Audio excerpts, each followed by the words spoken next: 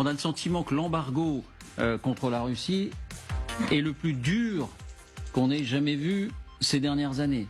Et pourtant, le résultat est là. Voyons-le d'abord, ce résultat en détail, et puis on vous entendra. Voici les indispensables avec Quentin Berrichel. Bonsoir Quentin. Bonsoir David, bonsoir à tous. Quand on dit que c'est du jamais vu, en ce qui concerne en particulier la machine militaire, c'est-à-dire...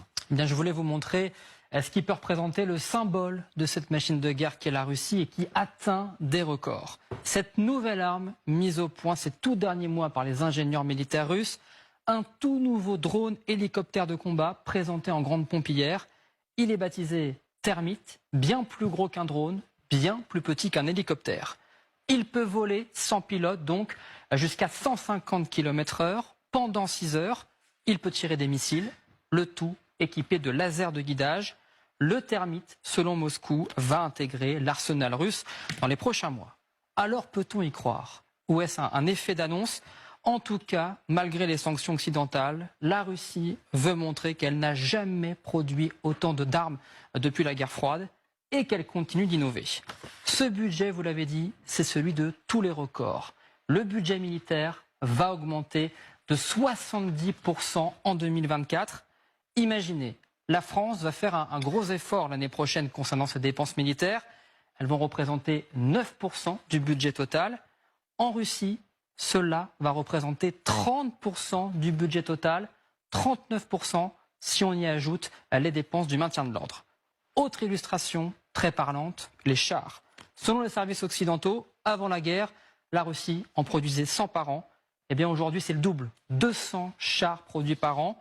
Idem pour les obus d'artillerie. Aujourd'hui, elle en fabrique 2 millions par an. C'est le double de ce qu'elle pouvait produire avant la guerre. Voilà, budget signé hier de la main de Vladimir Poutine. On ne comprend pas. On ne comprend pas, Quentin. On nous avait expliqué que l'embargo était l'un des plus sévères jamais imposés à un État, à un pays.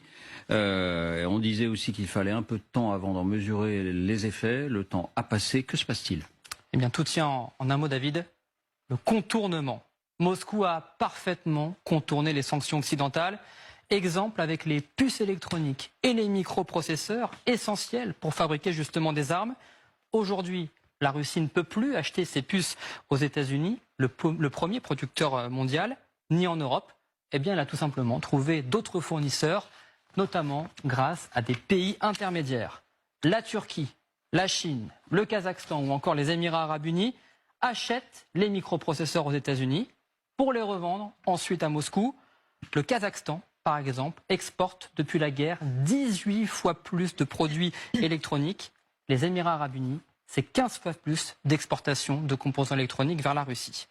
La Russie n'a ensuite plus qu'à installer ses puces et ses microprocesseurs sur ses missiles ou encore ses chars. La deuxième parade, c'est le marché clandestin. Autrement dit, la fraude, le trafic, et les responsables américains reconnaissent qu'il est extrêmement difficile, voire impossible d'empêcher ce commerce parallèle. Les puces nécessaires à fabriquer des centaines de missiles de croisière peuvent tenir dans quelques sacs à dos, ce qui rend le contournement des sanctions relativement simple, note Dimitri Alperovitch, expert en sécurité internationale, interrogé en septembre dans le New York Times.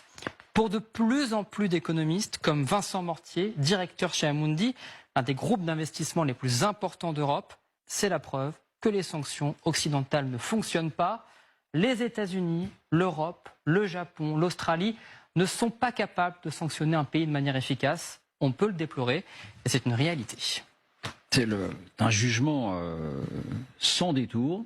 Merci Quentin. Juste un mot, parce qu'au-delà du militaire, on avait dit que c'était l'économie russe qui allait être mise à terre par l'embargo, par les sanctions, que le rouble allait s'effondrer. Qu'en est-il finalement ? Bien là encore, on peut parler d'un semi-échec.